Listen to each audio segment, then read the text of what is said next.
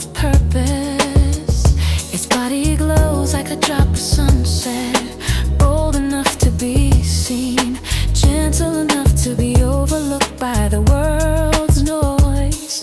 It seeks the richest seeds, teaching us to follow what truly nourishes the soul. It moves alone, yet gathers with its kin when needed.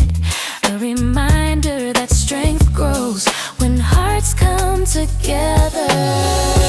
Born fragile, growing slowly, it teaches patience, showing that every beginning is simply a seed of what we may become. Yeah. And with a single breath of warning, it protects its own peace, reminding us that boundaries are a quiet form of wisdom.